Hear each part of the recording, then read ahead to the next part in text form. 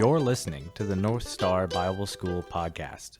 North Star is a 1-year Bible program dedicated to helping young men and women build their life's foundation on Jesus Christ. Well, welcome to the North Star Bible School podcast. Today we have our professor for this week, Preston McReynolds. That's right. Thanks for coming on. Dude, I'm very happy to be here. I'm honored. Could you take a couple minutes to tell us a little bit about who Preston is, what brings you here, and what you do back home? Yeah, of course. So, I guess we'll start with, I'm married. I've been married for 13 years. I have 4 kids. We live in New Orleans right now. We've been there for about 3 years. I am currently an associate pastor at Bethany Church at their New Orleans campus.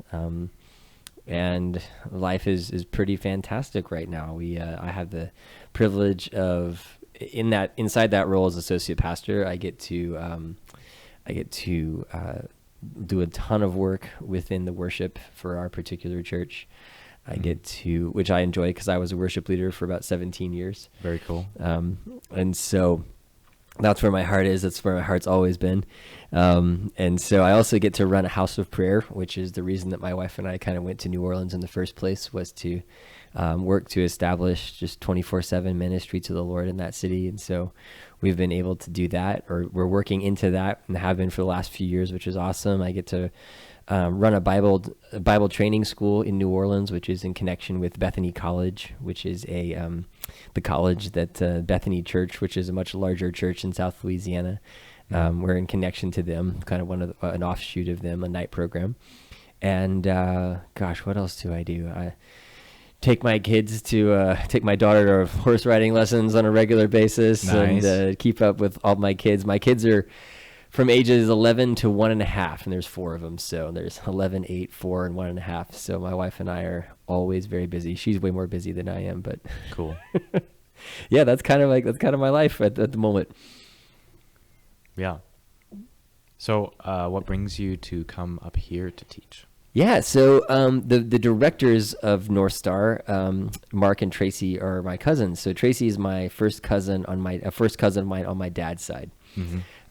And so we've had that relationship obviously for a long time. I feel like they've been in and out of Alaska my entire life.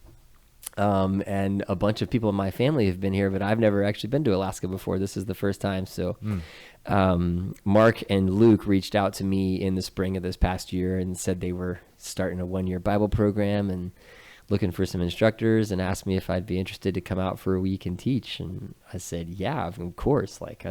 At the time, we didn't even know what we were going to be, what I would teach. Just do you want to come out and spend a week teaching? I was like, yeah, heck yeah. Yeah. I love to do that stuff. So yeah, that's what got me here. Yeah. Might as well. Yeah, I know. Cool. It's been awesome too. I mean, this is my first time in Alaska ever. And it's been incredible. I'm impressed, and I actually really like it. Sweet. I'm glad. Could you talk a little bit about the class that you're teaching this week? Yeah, of course. So my assignment this week was to teach through the historical books of the Old Testament. So within the textbook that we're using this week, that is the books from Joshua to First Chronicles, Ezra, and Nehemiah. So basically the period of history from Joshua to Nehemiah, that about 1,000 years of history in 1 week. And so, yeah, that's what we've been going through, is just the history of ancient Israel and all of the, as many of the things about God that I can pull out of that as possible. Yeah. Hopefully not to the absolute boredom of all the students that are there listening to me the entire week. Right. So if the students could take 1 or 2 things out of this week, 1 or 2 main things, what would those be? Gosh, I think when I think about that particular set of material, the thing that and maybe this is a little bit from where I grew up, and maybe that, I guess when you first start to read the Old Testament, maybe as a younger person or as a new believer, on the surface, it can seem very harsh. It can seem very brutal, even as a younger person. If you just kind of reading the stories and not really understanding any of the back stuff or anything like that, just kind of reading what's on the page. you can, and I know I dealt with this. You can kind of see God in a weird way in the Old Testament, because at least for me, you read those stories and think, wow, God's pretty intense. Like this is pretty rough stuff. And I hope that one of the things that everybody gets out of this is that the God of the New Testament is 100% the God of the Old Testament, and the mercy and the love, the kindness that we see in Jesus is actually all through the Old Testament. And you have to understand a couple of things, at least in my opinion, you have to understand a couple of things to help you see that, like the covenants and how they were different between New and Old Testament and some other stuff like that. But with just a little bit of understanding there, the goodness of God is all through the Old Testament. The desire for God to dwell with his people, which is a theme from the garden all the way to the end of Revelation, which I think is probably God's greatest desire, which is to just be with the ones that he created. It's all over the place. And so I hope that's one of the biggest thing I hope that they walk away with, is that God genuinely wants to dwell with you, and he wants to be with you. He's super interested in you. He loves you. And when you read the Old Testament, that same God is all through it. Yeah. Even though there's people dying on every other page and things like that. Things like that. Yep. Well, this next one I had, you already answered, so. Oh, nice. What was it? What convinced you to come teach? Oh, yeah. It was pretty easy. Mark and Luke said, hey, we'll pay for your flight to come to Alaska to teach. And I said, okay, I'll be there. Yeah. What has been the highlight of your experience so far? Gosh. There have been a few. I think that I got in on Saturday. And so Sunday after church, Mark and Tracy drove me up Hatcher Pass. And we just got out a couple times and walked around in the mountains up there. And that was just incredibly beautiful and gorgeous. It's so different than, being from South Louisiana. That's such a different landscape than I'm used to being in. It was like being in a movie, honestly, walking around. It was so beautiful and so cool. So that was really great. Yeah. Just the nature here is just wonderful. It's been in the the low 50s or 40s the whole week we've been here, which again, I'm from South Louisiana. So it's 80 degrees all the time there, and it's super humid and it's, sweaty. And so the weather is not why people go to South Louisiana. So just being up here, it's so quiet. Golly, I think I had my watch out a couple of hours ago and sitting in my room, and it was like 30 decibels in my room, which I think compared to what it normally is. And I live in a city, I live in New Orleans. So being in the city is 60 decibels at the lowest noise floor you ever get to. So it's just being up here is just quiet. It's beautiful. The air is clean. And it's been super restful. So being someone who works a ton with the church, has 4 kids, my life right is just crazy full. So yeah, being here, I've been able to go sit down in the afternoons and, work on lessons in the quiet and then go to sleep early. That's been pretty great. But I think maybe the actual top thing that has been here is just the people and the students. It's been really great to get to know, and not that I've gotten to know a ton of them super well over the last 4 days, but just to get to interact with I think there's 16 students here this week of the 18, right? So just to interact with you guys has been phenomenal. It's just been you guys, there's just such a wonderful group of folks here, and you can tell that there's a deep hunger for the Lord. Which, as somebody who's coming to teach, that's a dream come true, because if there's people that actually want to learn about the thing you're teaching, it's going to be a great week. So for sure, I think that's the biggest thing, is that the students that have been here are really cool. Yeah, that's cool. What has been your favorite meal? The favorite meal. I heard about this question from Karen. Or no, from you. I think I was thinking about this because I wanted to give Karen her due. I don't remember. So I was trying to remember what we had on for dinner on Monday or Tuesday night, and I couldn't remember. I know that when I got here Saturday night, there was a cheeseburger waiting for me. It was like a double or triple stacked cheeseburger, and that was really good. So there's that. The spaghetti and meatballs last night I tore up because I'm a sucker for meatballs. So that was great. Honestly, they've done a great job. I've been to a lot of camps in the years, and not every meal has been good. And every meal I've had here has been pretty tasty. Yeah. Yeah. So cool. Kudos to Ms. Karen and the kitchen staff, because they're they're killing it. Yeah. So back home, or just in your personal life in Yeah. general, what is your favorite pastime? Oh, favorite pastime. That's a great question. I feel like I don't have any pastimes anymore. My time is always full. I mean, I love being with my kids, right? So any sort of activity that they're doing, which the kids are kind of young, so like we don't have a ton of stuff. But like honestly, going to the park with them is wonderful. I love going to watch my 11-year-old daughter. My 11-year-old daughter rides. She's learning to ride. She's done it for about a year. So like I get to go sit, and you have to be there for her lessons. So I get to go sit and watch her ride, and I love to do that. Honestly, I think outside of like being with my family, the most fun thing that I like to do is I love to go to restaurants. So yeah, like New Orleans obviously is like the restaurant capital of the world. Like there's good food everywhere. So Casey and I have a bunch of friends that, we just enjoy like finding a restaurant, going out, sitting down, ordering, eating, everything to do with that we enjoy doing. So that's probably it. Going out to eat. That's probably my favorite pastime. Yeah. Yeah. Cool. It's not a very cheap hobby, but it's enjoyable. Yeah.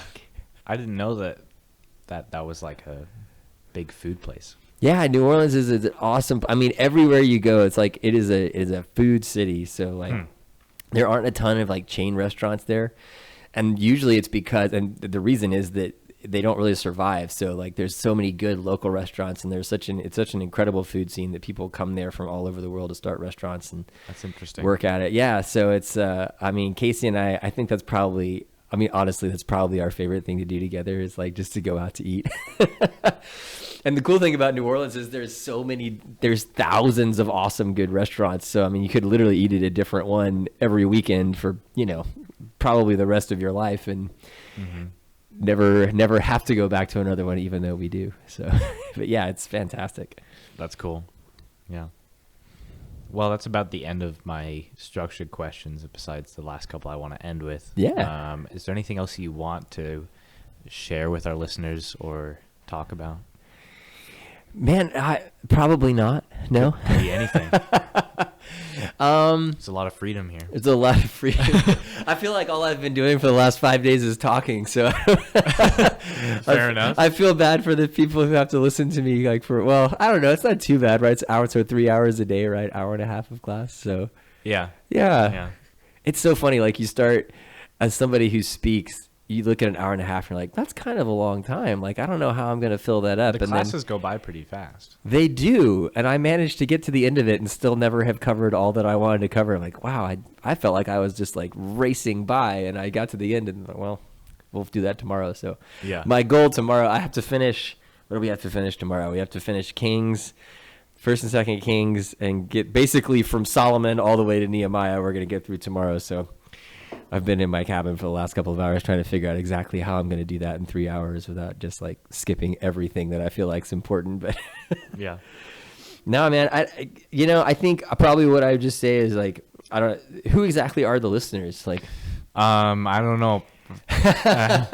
Maybe, all probably 2 of our listeners are maybe like parents of students, maybe family members of staff or something like that.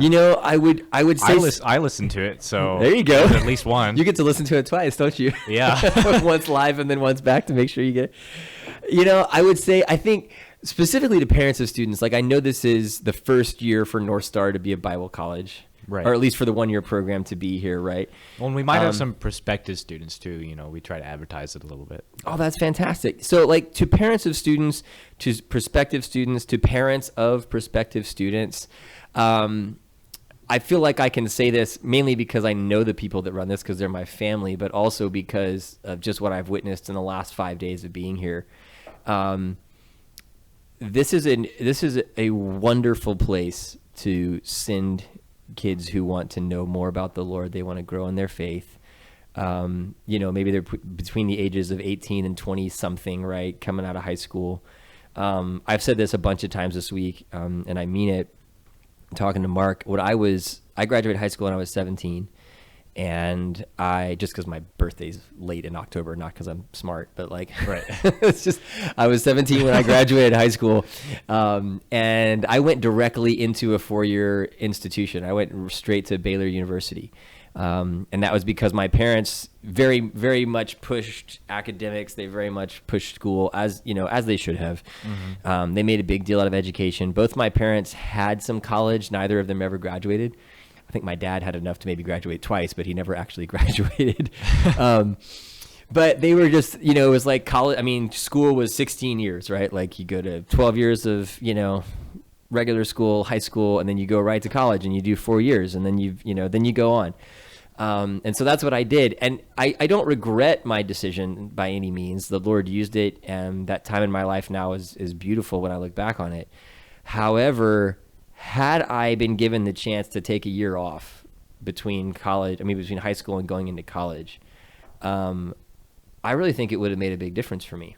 I think there would have been a maturity level that I think I would have gotten a lot more out of my first few years of college had I taken the time to just learn about myself and learn about the Lord, and kind of shape my identity as a adult, you're figuring out who you are, right? 18, mm-hmm. 19 years old. If I'd taken a year to kind of do that with the Lord, with incredible people and wonderful mentors who could just walk me through life, which I think that's the most encouraging thing I see doing here all the time. Like the classes are great, right? They're 3 hours a day, Monday to Friday. But what's really amazing is that you guys as students are living every day, day in and day out, with Mark and Tracy and a bunch of the other people who are on the staff here. And that kind of one-on-one interaction with strong believers, people who just love the Lord, and in their own right, Luke and Megan, all these people in their own right are just smart people. They know what's going on. They're they're really, really awesome people. That's just a recipe for really good things to happen in your life. And so I would encourage, come to North Star. Like if you are not exactly sure what you want to go to school for yet, but you want to grow in the Lord, and you want to grow up a little bit, come here and have a good time. Like the Lord will meet you here. And if you like adventure.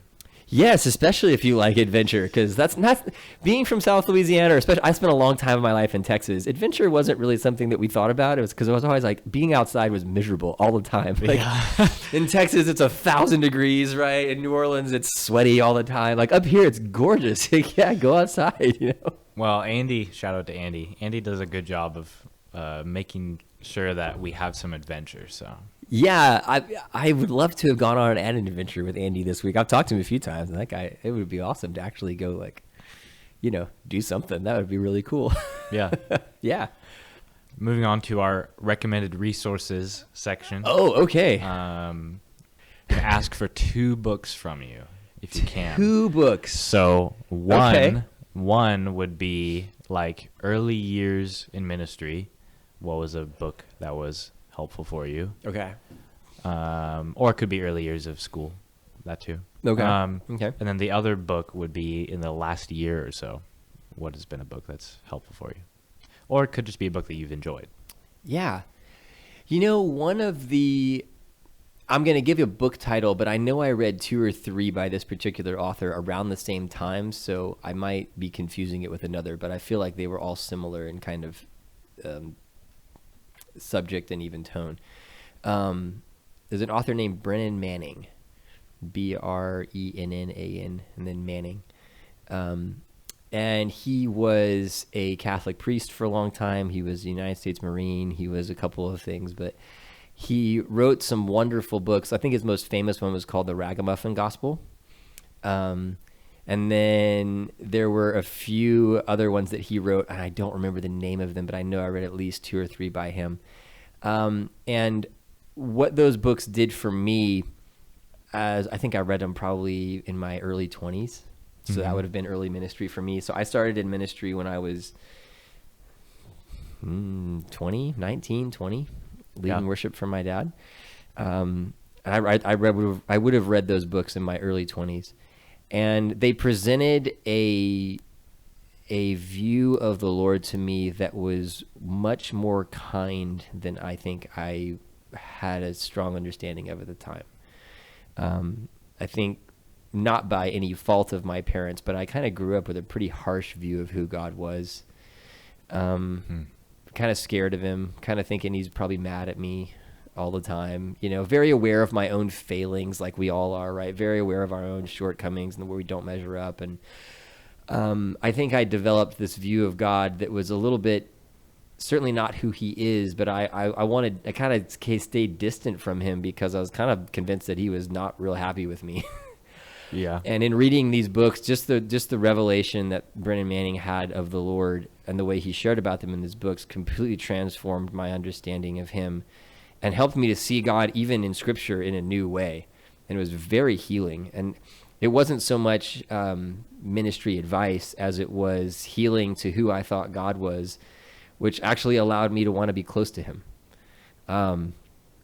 It's kind of funny. It's hysterical to say because it's a book that everybody in the world's probably read. But like, honestly, during that period of my life, I read the book The Shack because my mother asked me to. And I was like, all right, I'll read this book. And it's just like, it's a fictional story, right? Written about the Lord and this guy. But like the Lord encountered me while I was reading that book. And I encountered his love in a way that I didn't even know existed, which was just really, really, really beautiful. And so I would say probably any book by Brennan Manning, but the Ragamuffin Gospel is the one that come to mind. And then one in recent years, the one that I would recommend is a book by a really close friend of mine named Chris Burns called The Priesthood.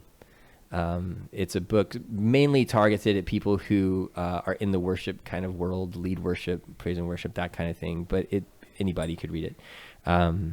That book is just super encouraging for exactly like where we were with the Lord when we went to New Orleans and what we were going to do. So yeah, Chris Burns, The Priesthood. I'd recommend that one too. Cool. Thanks. Yeah. Any last words for our for our listening audience? Yes. No, man, I don't think so. This has just been a blast. I appreciate you like taking the time to talk to me, and I've really enjoyed my time at North Star. I start going home tomorrow. I won't get there till Saturday, but I start going home tomorrow, and Sweet. I'll miss this place. It's been really great. When do you take off tomorrow? My plane doesn't actually leave until like 1:47 Saturday morning, but Oh, okay. Yeah.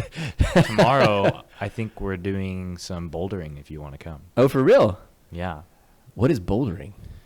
It's like rock climbing, but lower down towards the ground and without ropes. Okay, all right. That sounds like the kind of rock climbing I could actually do. Yeah. Oh, that'll be cool. When are y'all going?